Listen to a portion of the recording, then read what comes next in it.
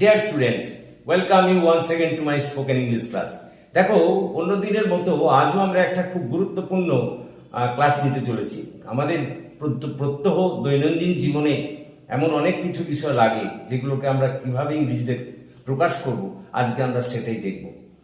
যদি দেখো বাংলা বাক্যের শেষে করতে হচ্ছে, খেতে হচ্ছে, যেতে হচ্ছে, নাচতে হচ্ছে, ঘুমোতে হচ্ছে, এই জাতীয় শব্দ থাকে। তোমরা তো এরকম কথা বলো, আমাকে এই কাজটা করতে হচ্ছে, তাকে আজ এখানে আসতে হচ্ছে, রামকে স্কুলে যেতে হচ্ছে, বাবাকে বাজারে যেতে হচ্ছে, হ্যাঁ তাকে ফুটবল খেলতে হচ্ছে। এরকম যদি দেখো বাংলা বাক্যের শেষে করতে হচ্ছে, খেতে হচ্ছে, নাচতে হচ্ছে, ঘুমোতে হচ্ছে, যেতে হচ্ছে, এই জাতীয় যদি শব্দ থাকে, তোমরা প্রথমে কি করবে?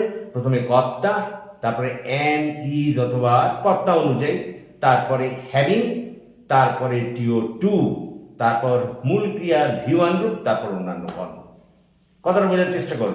যদি দেখো বাংলা বাক্যের শেষে করতে হচ্ছে, খেতে হচ্ছে, যেতে হচ্ছে, নাচতে হচ্ছে, ঘুমোতে হচ্ছে, এই জাতীয় শব্দ আছে বাংলা বাক্যের শেষে, তাহলে তখনই তোমরা সেখানে প্রথমে কর্তা বসাবে, তারপরে কর্তা অনুযায়ী এম ইজ অথবা আর বসাবে, তারপরে হ্যাভিং, তারপরে টিও টু, তারপরে মূল ক্রিয়ার প্রেজেন্ট রূপ, তারপর অন্যান্য কর্ম।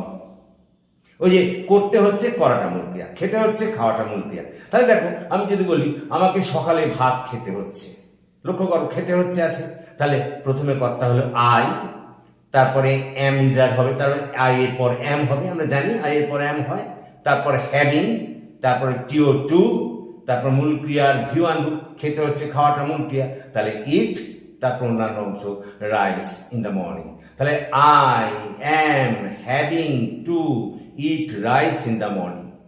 আবার যদি বলি রিনাকে সকালে রবীন্দ্রসঙ্গীত গাইতে হচ্ছে, তাহলে দেখো যে গাইতে হচ্ছে, করতে হচ্ছে, খাইতে হচ্ছে, গাইতে হচ্ছে, একই ধরনের ব্যাপার। তাহলে রিনা বসালাম, তারপরে am is are, Rina third person singular number, তা ইজ হবে, তাহলে রিনা ইজ, তারপরে হ্যাভিং, তারপরে টিও টু, তারপর মূল ক্রিয়া গাওয়া, গাইতে হচ্ছে, গাওয়াটা মূল ক্রিয়া সিং, তারপর অন্যান্য কর্ম। তাহলে Rina is having to sing in the morning, Rabindrasangeet in the morning.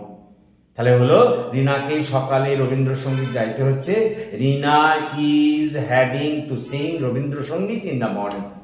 আবার যদি বলি বাবাকে সকালে বাজারে যেতে হচ্ছে, লক্ষ্য করো বাক্যের শেষে কি আছে, যেতে হচ্ছে, একদম হড়বড় করবে না, প্রথমে কর্তা বসাও, কাকে বাজারে যেতে হচ্ছে, বাবাকে তো, তাহলে ফাদার, তারপরে am is are, father third person singular number, তাহলে ইজ হবে, ফাদার ইজ, তারপরে হ্যাভিং, তারপরে টিও টু, তারপরে যেতে হচ্ছে, যাওয়াটা মূল ক্রিয়া গো টু দ্য মার্কেট।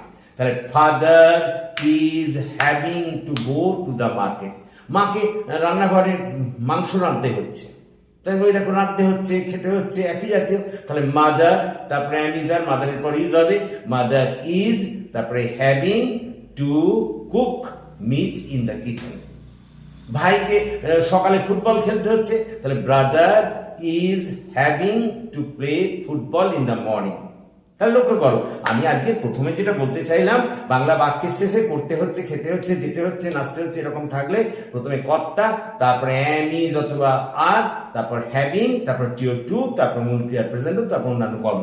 দেখো আমি এটাই এখানে লিখেছি, যদি বাংলা বাক্যের শেষে করতে হচ্ছে, খেতে হচ্ছে, যেতে হচ্ছে ইত্যাদি থাকে, তাহলে ইংরেজি বাক্য গঠনের সময় প্রথমে সাবজেক্ট, তারপরে এম ইজ অথবা আর, তারপরে হ্যাভিং, তারপর টিও টু, তারপর মূল ক্রিয়ার ভিওয়ান রূপ, তারপর অন্যান্য কর্ম।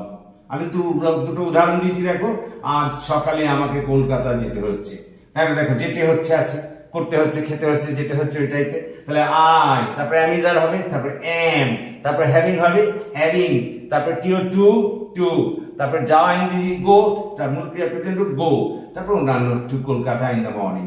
তাহলে I am having to go to Kolkata in the morning today, আমার কাজ কলকাতা যেতে হচ্ছে। তারপর দেখো বলেছি রিনাকে সকালে এই কাজটা করতে হচ্ছে, একই ধরনের। তাহলে রিনা, রিনা যেহেতু থার্ড পার্সন সিঙ্গুলার নাম্বার, ওই জন্য ইজ বসিয়েছি, তাহলে Rina is having to do this work in the morning. এরপর আমরা আসছি এরই পাস্ট রূপটা। যদি দেখো করতে হচ্ছিল, খেতে হচ্ছিল, যেতে হচ্ছিল, মাইন্ড ইউ আগে আমি বলেছি করতে হচ্ছে, খেতে হচ্ছে, যেতে হচ্ছিল, প্রেজেন্টের ব্যাপার। আর পাস্টে যদি বলি করতে হচ্ছিল, খেতে হচ্ছিল, যেতে হচ্ছিল, মনে করো আমাকে বাজারে যেতে হচ্ছিল, তাকে আজ এখানে আসতে হচ্ছিল, রামকে পড়াতে হচ্ছিল, দেখো সব জায়গায় করতে হচ্ছিল, খেতে হচ্ছিল, যেতে হচ্ছিল ইত্যাদি আছে, এটা পাস্ট টেন্সের ব্যাপার। অতএব এখানে সবই এক থাকবে, শুধু যেখানে অ্যামিজার লিখছিল ওখানে ওয়াজ অথবা ওয়্যার। এক্ষেত্রে বাক্যের গঠন হলো প্রথমে কর্তা, তারপর ওয়াজ অথবা ওয়্যার, তারপরে হ্যাভিং, তারপরে টিও2, তারপর মূল ক্রিয়া ভিউয়ান রূপ, তারপর অন্যান্য কর্ম। যেমন করো রামকে সকালে বাজারে যেতে হচ্ছিল, লক্ষ্য করো যেতে হচ্ছিল আছে, তাহলে রাম, তারপর ওয়াজ অথবা were, Ram third person singular number, was হবে, তাহলে রাম ওয়াজ, তারপরে হ্যাভিং, তারপরে টিও2, যাওয়া, যেতে হচ্ছিল, যাওয়া মূল ক্রিয়া, তাহলে having to go to the market in the morning. আমাকে কাল সকালে ছাত্রদের ইংরেজি পড়াতে হচ্ছিল, দেখো পড়াতে হচ্ছিল আছে, তাহলে আই, তারপর ওয়াজ অথবা ওয়্যার, আই এর পর ওয়াজ হবে এখানে, আই ওয়াজ, তারপর having to teach English to the students in the morning yesterday, গতকাল আমাকে ছাত্রদের সকালে ইংরেজি পড়াতে হচ্ছিল। তারপর মনে করো যদি বলি ছেলেদের বিকেলে ফুটবল খেলতে হচ্ছিল, তাহলে দেখো খেলতে হচ্ছিল আছে, তাহলে ছেলেদের দ্য বয়েজ, তারপর ওয়াজ অথবা ওয়্যার, দ্য বয়েজ এর পর অথবা ওয়্যার হবে plural number, the boys were having to play football in the ground. দেখো তার মানে আমি বলতে চাইছি এক্ষেত্রে পাস্ট টেন্সে যখন হবে, দেখো আমি বলেছি করতে হচ্ছিল, খেতে হচ্ছিল, যেতে হচ্ছিল থাকলে, তাহলে সেক্ষেত্রে বাক্য গঠন করতে গেলে প্রথমে সাবজেক্ট, তারপর ওয়াজ অথবা ওয়্যার, তারপর হ্যাভিং, তারপর টিও2, তারপর ভিউয়ান রূপ, তারপর অন্যান্য কর্ম।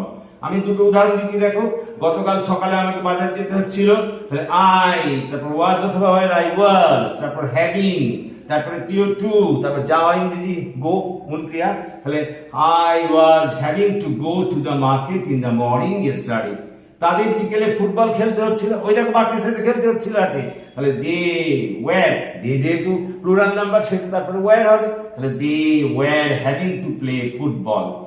আমি তোমাদের দুটো করতে দিয়েছি, কমেন্ট বক্সে দুটো আমাকে করে দেখাবে। রামবাবুকে সকালে ভাত খেতে হচ্ছে আর তোমাদের গতকাল স্কুলে যেতে হচ্ছিল, এই দুটো আমাকে কমেন্ট বক্সে করে দেখো। তাহলে দেখো আজকে আমরা দুটো নিয়ম শিখলাম। যদি দেখো বাংলা বাক্যের শেষে করতে হচ্ছে, খেতে হচ্ছে, যেতে হচ্ছে ইত্যাদি থাকে, তাহলে প্রথমে কর্তা বসাবে, তারপরে অ্যাম, ইজ অথবা আর, তারপরে হ্যাভিং, তারপরে টিও2, তারপরে মূল ক্রিয়ার ভিউয়ান রূপ, তারপর অন্যান্য কর্ম। যেমন মনে করো বাবাকে এখন অফিস যেতে হচ্ছে, বাক্যের শেষে দেখো যেতে হচ্ছে আছে, তাহলে father is having to go to the office now. Clear? আবার দ্বিতীয় যে রুলটা করলাম, যে যদি দেখো করতে হচ্ছিল, খেতে হচ্ছিল, যেতে হচ্ছিল, নাচতে হচ্ছিল, বাক্যের শেষে আছে, তাহলে প্রথমে কর্তা, তারপরে ওয়াজ অথবা ওয়্যার, তারপরে হ্যাভিং, তারপরে টিও2, তারপরে মূল ক্রিয়া প্রেজেন্ট রূপ, তারপর অন্যান্য কর্ম। যেমন মনে করো আমাকে গতকাল ইতিহাস পড়তে হচ্ছিল, তাহলে I was having to read history yesterday. Clear? তাহলে আজ আমরা এই দুটি অংশ করেছি, আশা করি তোমরা বুঝতে পেরেছো। যদি তোমরা বুঝতে পারো তাহলে আরো বেশি করে এই ক্লাসে জয়েন করো, আমার এই ক্লাসটিকে সবার মধ্যে শেয়ার করো এবং please subscribe my channel. That's all.